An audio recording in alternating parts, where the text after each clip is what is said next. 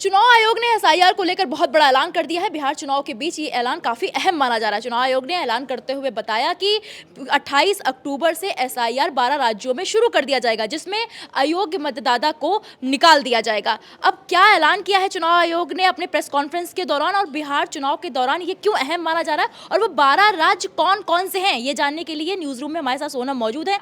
ये उनसे जाने इससे पहले आपको बता दें कि बस कुछ ही घंटों में उत्तर प्रदेश में भी एसआईआर शुरू हो जाएगा। तो सोनम, सबसे पहले हम आपसे जानेंगे कि चुनाव आयोग ने क्या कुछ कहा है। बिल्कुल।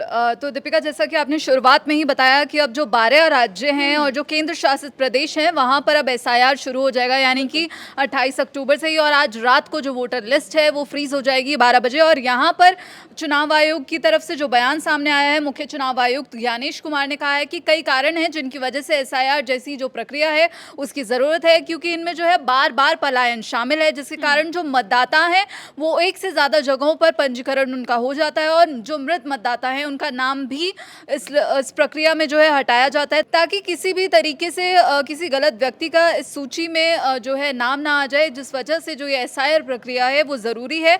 और उन्होंने कहा कि बिहार में हमने देखा कि एसआईआर कामयाब रहा दूसरे फेज़ में। अब जो है 12 राज्यों के नाम शामिल हैं। वो 12 राज्य कौन कौन से हैं वो आपको बता देते हैं। यहाँ पर नाम है अंडमान निकोबार, छत्तीसगढ़, गोवा, गुजरात, केरल, लक्षद्वीप, मध्य प्रदेश, पुडुचेरी और राजस्थान, तमिलनाडु, उत्तर प्रदेश और पश्चिम बंगाल शामिल है। जो एसआईआर वाले राज्य जो यहाँ पर विधानसभा चुनाव है 2026 में पश्चिम बंगाल, केरल, तमिलनाडु, पुडुचेरी में चुनाव होंगे। और वहीं 2027 जहाँ आपने उत्तर प्रदेश की बात करी, तो योगी आदित्यनाथ की वहाँ पर सरकार है और अब वहाँ पर भी एसआईआर शुरू होने वाला है। और ये इसलिए भी अहम है क्योंकि 2027 में गोवा, गुजरात और उत्तर प्रदेश में भी विधानसभा चुनाव होने वाले हैं। वहीं 2028 में छत्तीसगढ़, मध्य प्रदेश और राजस्थान में जो है विधानसभा चुनाव होंगे। हाँ सोनम, तो एक और सवाल मेरा आपसे है कि एसआईआर का शेड्यूल क्या क्या है।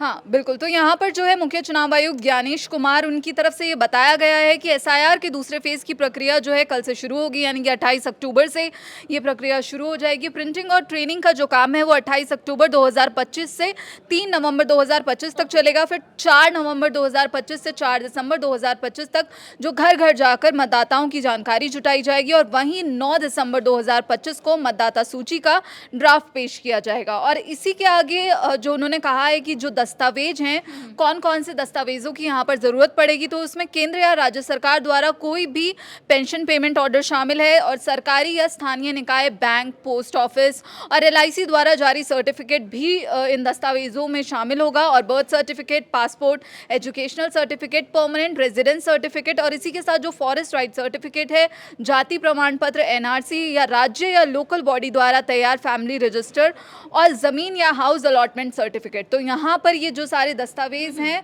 वो यहाँ पर ज़रूरी होंगे। और दीपिका, यहाँ पर जो चुनाव आयोग की तरफ से कहा गया है कि बिहार में जो मतदाता सूची के एसआईआर का जो कार्य है वो पहले ही पूरा हो चुका है। वहाँ लगभग 7.42 करोड़ नामों वाली जो अंतिम सूची है वो 30 सितंबर को प्रकाशित कर दी गई थी। और अब यहाँ पर बिहार में चुनाव होने वाले हैं, 2 चरण में चुनाव होंगे। 6 और 11 नवंबर को चुनाव होगा, मतदान होगा, और जिसके नतीजे 14 नवंबर को आएंगे। तो इसे लेकर कंट्रोवर्सी भी थी कि एसआईआर पर जो है लगातार विपक्ष की तरफ से सवाल उठाए जा रहे थे।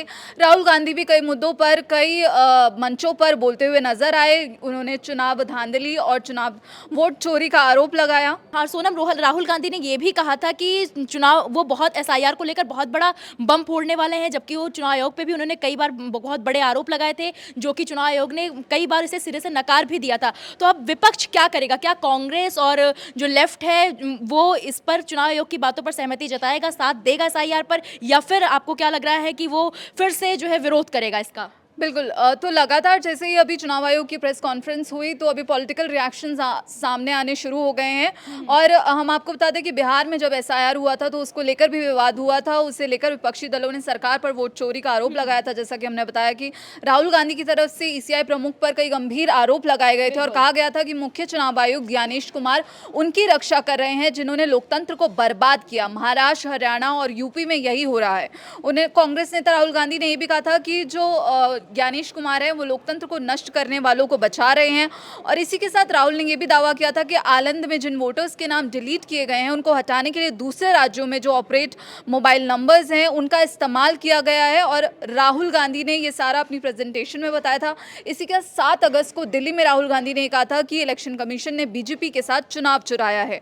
और यहाँ पर उन्होंने अपनी स्क्रीन पर जो उन्होंने प्रेजेंटेशन दिया था कहा था कि कर्नाटक की वोटर लिस्ट दिखाते हुए कि वोटर लिस्ट में जो है संदिग्ध वोटर मौजूद हैं। हालांकि जो उन्होंने लगातार सवाल उठाए हैं वोटर लिस्ट में गड़बड़ियों को लेकर, जो उन्होंने आरोप लगाए हैं उनमें बीजेपी पर एंटी इनकम्बेंसी का असर नहीं होता जबकि बाकी दल इससे प्रभावित होते हैं। उन्होंने ये भी कहा था कि चुनाव आयोग सीसीटीवी फुटेज नहीं देता ताकि कोई सबूत ना बचे। और यहाँ पर उन्होंने मांग की थी कि न्यायपालिका को इस मामले में दखल देना चाहिए और चुनाव आयोग जो है उसे चुनाव की रक्षा करनी चाहिए, ना कि किसी पार्टी को जिताने का माध्यम बनना चाहिए।